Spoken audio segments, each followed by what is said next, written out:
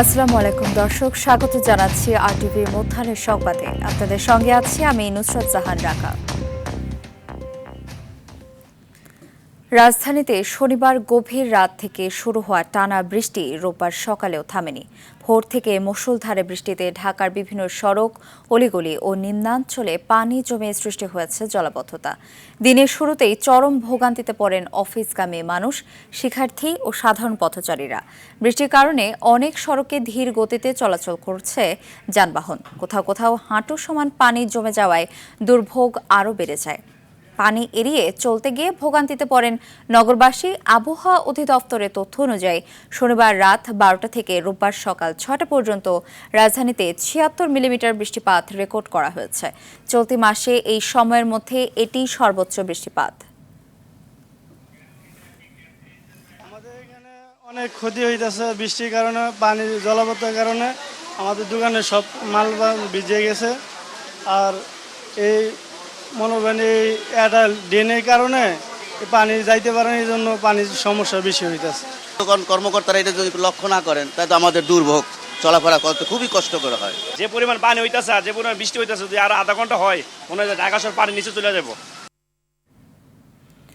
দর্শক, রাজধানীর জলাবদ্ধতার খবর জানাতে কাজীপাড়া থেকে আমাদের সাথে সরাসরি যুক্ত হচ্ছেন সহকর্মী তৌফিকুল ইসলাম আশিক। আশিক, জলাবদ্ধতায় নগরবাসীর দুর্ভোগ কেমন দেখছেন জানাবেন আমাদের। জি, বর্তমানে আমরা রাজধানী ঢাকার কাজীপাড়ায় অবস্থান করছি এবং কাজীপাড়ায় আমরা এসে যতটুকু দেখতে পেরেছি, রাজধানীর এই জায়গাটিতে জলাবদ্ধতার কারণে সাধারণ মানুষের তীব্র দুর্ভোগের যে একটা শিকার হচ্ছেন সেটা আমরা দেখতে পেয়েছি। এবং এখানে জলাবদ্ধতার কারণে যে যানজট সেটি আমরা দেখেছি এবং যানজটের কারণে এবং জলাবদ্ধতার কারণে বিভিন্ন সময় বিভিন্ন গাড়ি নষ্ট হয়ে রাস্তার মাঝখানে আটকে রয়েছে এবং যারা অফিস এবং স্কুলগামী যারা রয়েছেন মানুষ, তারা যে দুর্ভোগ সেটির শিকার হচ্ছেন। এবং আমরা তাদের সাথে কথা বলে যতটুকু জানতে পেরেছি যে এই যে তীব্র বৃষ্টির কারণে তারা সঠিক সময়ে তাদের যে কর্মস্থল অথবা শিক্ষা প্রতিষ্ঠান সেখানে পৌঁছাতে পারছে না। এছাড়া আমরা যে মেইন যে রাস্তা, সেই রাস্তার পাশাপাশি যে দোকানগুলো আছে, পাশাপাশি যে গলির দোকানগুলো আছে, সেগুলোতেও আমরা পানি ঢুকে যেতে দেখেছি এবং এর কারণে দোকানদারের তাদের যে বিভিন্ন ধরনের মালামাল আছে সেই মালামালগুলো নষ্ট হওয়ার পরিস্থিতি সৃষ্টি হয়েছে। এবং আমরা এখন যেটা দেখছি, জলাবদ্ধতার পাশাপাশি বৃষ্টি কিন্তু কোনো মতেই থামছে না। কিছুক্ষণ যদি বৃষ্টি থামছে, আবার পাশাপাশি সাথে সাথেই মুষলধারে বৃষ্টি তৈরি হচ্ছে এবং এর কারণে জলাবদ্ধতার যে পানি নেমে যাওয়ার একটা সম্ভাবনা সেটি কিন্তু কোনোভাবেই আমরা দেখছি না। এবং আমরা যতটুকু জানতে পেরেছি যে দুপুর পর্যন্ত এই বৃষ্টি চলমান থাকবে, এরপরে যদি সম্ভব হয় হয়তোবা জলাবদ্ধতা কিছুটা কমে আসতে পারে। তবে রাজধানীবাসীর যে দুর্ভোগ সেটি কিন্তু একবারে দৃশ্যমান এবং আমরা যতটুকু দেখছি যে বিভিন্ন ধরনের গাড়িগুলো যে রাস্তায় পারাপার করছেন, অনেকেই আমাদেরকে অভিযোগ করছে যে তাদের গাড়ি নষ্ট হয়ে যাচ্ছে এবং রাস্তায় তারা আটকে যাচ্ছেন। তো এখন পর্যন্ত আমরা যতটুকু দেখতে পেরেছি যে রাজধানীবাসী আসলে তীব্র দুর্ভোগ এবং দুর্ভোগের কারণে তারা এই যে বর্ষার যে এই জনভোগ, তারা সরকারের কাছে দাবি জানাচ্ছে সরকার যাতে এই ধরনের জলাবদ্ধতা দ্রুত নেমে যায়, এই নেমে যাওয়ার জন্য সরকার পদক্ষেপ নেয় সেটি তারা আশা করছে। এবং এই ছিল আমার কাছে রাজধানীর কাজীপাড়া থেকে জলাবদ্ধতার সর্বশেষ পরিস্থিতি। ধন্যবাদ। ভারী বৃষ্টি ও উজানের ঢলে দেশের বিভিন্ন জেলায় পানি বন্দী আছে লাখ লাখ মানুষ। বান্দরবানের প্রায় লক্ষাধিক মানুষ পানিবন্দী মানবেতর জীবন যাপন করছেন। জেলার প্রধান সড়কগুলো তলিয়ে যাওয়ায় যোগাযোগ ব্যবস্থা সম্পূর্ণ ভেঙে পড়েছে। জেলা শহরের পানিবন্দী এলাকার প্রায় প্রতিটি ভবনের নিচতলা পানির নিচে তলিয়ে আছে। পানিতে ডুবে আছে রাঙামাটি ও খাগড়াছড়ির নিম্নাঞ্চল। শনিবার কক্সবাজারে পাহাড় ধসে এক গৃহবধূ ও পানিতে ডুবে 2 শিশুর মৃত্যু হয়েছে। বন্যায় টানা 7 দিন ধরে দুর্বিষহ জীবনযাপন করছেন জেলার প্রায় 2.5 লাখ মানুষ। জেলা সদর রামু, উখিয়া, টেকনাফ, মহেশখালী, কুতুবদিয়া ও ঈদগাঁও উপজেলার বিস্তীর্ণ এলাকা পানিতে তলিয়ে আছে। হবিগঞ্জের সদরের কালীগঞ্জ এলাকায় নদী ভাঙনে প্লাবিত হয়েছে অন্তত 25টি গ্রাম। পানিবন্দী হয়ে পড়েছেন প্রায় 50,000 মানুষ।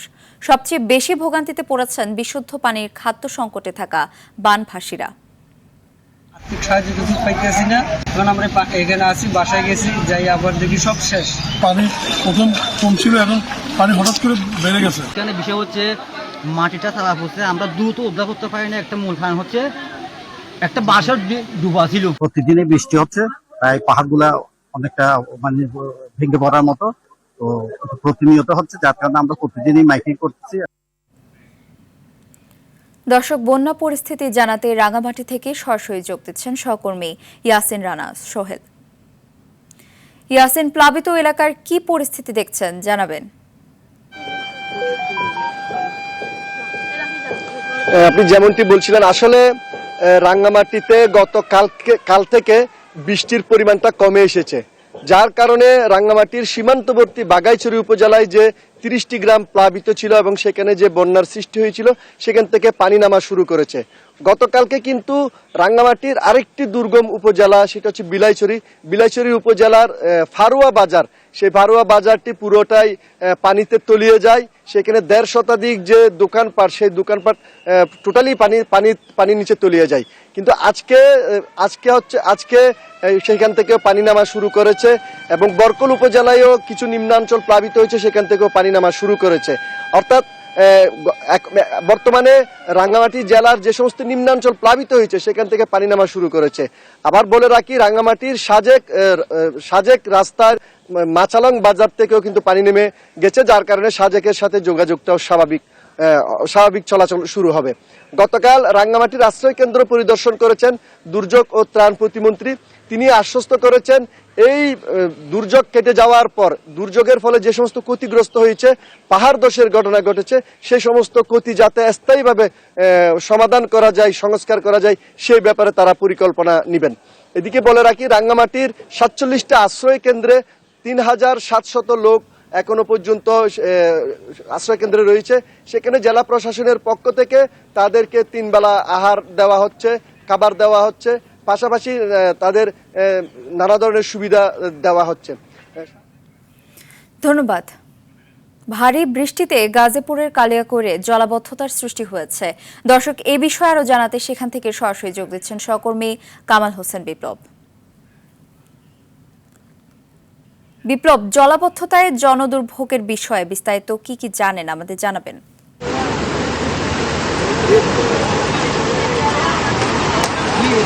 আমি এই মুহূর্তে দাঁড়িয়ে আছি ঢাকা টাঙ্গাইল মহাসড়কের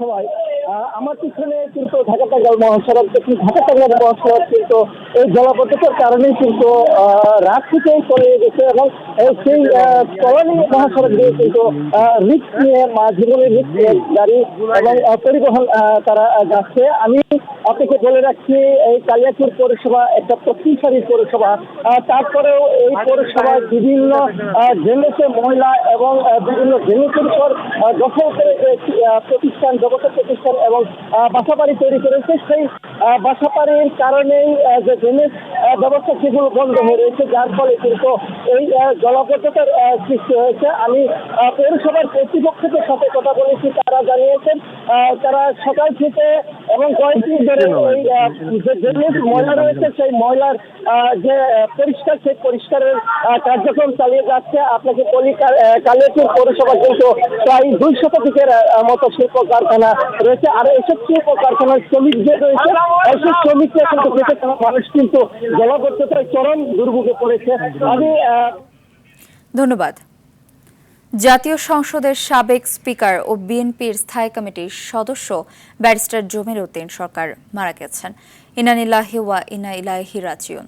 রোববার ভোর 4:19 রাজধানীর শ্যামলীতে বাংলাদেশ স্পেশালাইজড হাসপাতালে চিকিৎসাধীন অবস্থায় তিনি শেষ নিঃশ্বাস ত্যাগ করেন। মৃত্যুকালে প্রবীণ এই রাজনীতিবিদের বয়স হয়েছিল 94 বছর। বার্ধক্যজনিত ও বিভিন্ন শারীরিক অসুস্থতার কারণে বেশ কিছুদিন ধরে তিনি বাংলাদেশ স্পেশালাইজড হাসপাতালে চিকিৎসাধীন ছিলেন। তার মৃত্যুর সংবাদে রাজনৈতিক অঙ্গনে শোকের ছায়া নেমে এসেছে। বিএনপির শীর্ষ নেতারা সহ বিভিন্ন রাজনৈতিক দলের পক্ষ থেকে তার মৃত্যুতে গভীর শোক ও দুঃখ প্রকাশ করা হয়েছে। জাতিসংঘের সদর দপ্তরে অনুষ্ঠিত 5ম জাতিসংঘ পুলিশ প্রধানদের সম্মেলন দেশে ফিরেছেন স্বরাষ্ট্রমন্ত্রী। নির্ধারিত সময় সকাল 8:20 তার বহনকারী ফ্লাইটটি ঢাকায় অবতরণ করার কথা থাকলেও ফ্লাইট বিলম্বের কারণে তিনি বেশ কিছুক্ষণ পর দেশে পৌঁছান।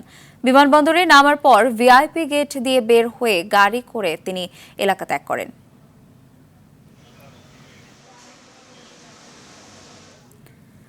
ঢাকার আশুলিয়ায় হাত বোমা তৈরি করার সময় রনি নামের এক যুবকের কবজি বিচ্ছিন্ন হয়েছে। এ ঘটনায় রনিকে উদ্ধার করে ঢাকা মেডিকেল কলেজ হাসপাতালে নিয়ে যায় তার পরিবারের সদস্যরা। শনিবার বিকেলে আশুলিয়ার জামকড়ার রূপায়ণ মাঠ এলাকার ইমরানের মালিকানাধীন বাড়ির একটি কক্ষে ঘটে ঘটনা। পুলিশ জানায় ওই এলাকায় হাত বোমা বিস্ফোরণের খবর পেয়ে পুলিশ ঘটনাস্থলে গিয়ে হাত বোমা তৈরির সরঞ্জাম উদ্ধার করে। এ ঘটনায় আইনানুগ ব্যবস্থা প্রক্রিয়াধীন রয়েছে। দর্শক, মধ্যাহ্নের সংবাদ এ পর্যন্তই। দুপুরের সংবাদ 2:45 দেখার আমন্ত্রণ রইল। ধন্যবাদ সবাইকে।